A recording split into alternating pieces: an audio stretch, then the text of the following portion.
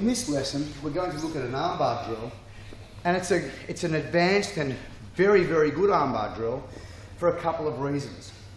The first reason is that we're using, we've already mentioned this, we're using our left hand to attack his right arm as opposed to our right arm, freeing up our right arm to hold his leg, and that's our insurance policy against his escape. So here we are here, David's arms are in, my left hand snags his arm from the front. My left foot goes out, so I'm turning the corner like this. My right foot can sometimes also come around like this to make my life easier, and we have a name for this, it's called S-mount.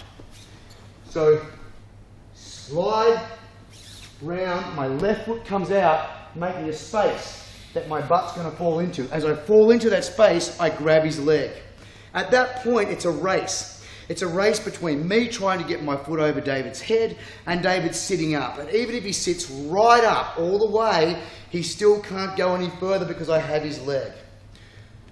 We're going to assume for this drill that I'm able to get my leg over.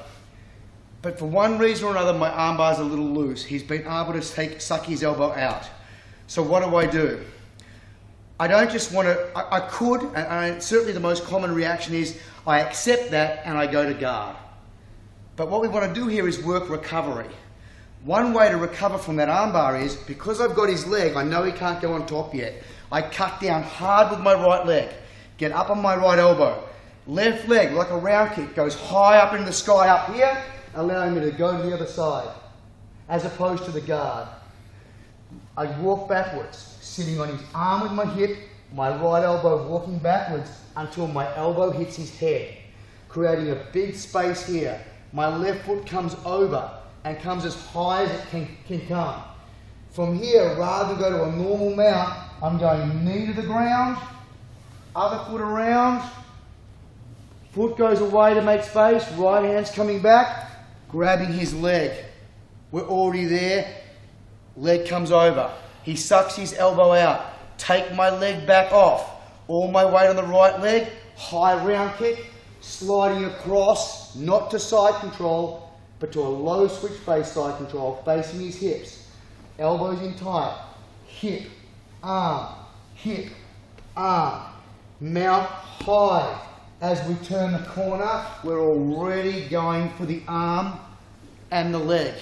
Leg over, sucks his arm out, cutting with the right leg, kicking over, sliding off on my right hip, not into side control where he can put me in the guard more easily. Backing up, backing up, backing up. And so after a while, when you get here, you're straight into that armbar, just working straight there again. The great thing about this armbar drill is that it's working recovery.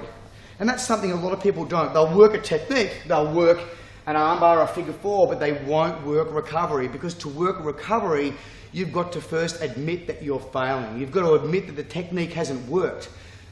And most people don't. They practice in a way where they're assuming the armbar's working because their opponent's cooperating and all that. But there are plenty of times in life where things just don't work out. So you want to have a plan B, and that plan B is what we're talking about here, the recovery. So I'm going for the armbar, I'm losing it. How am I recovering? Am I able to get back, or do I just accept my failure and work from guard? Which is what most people do, but it's not necessarily the only option.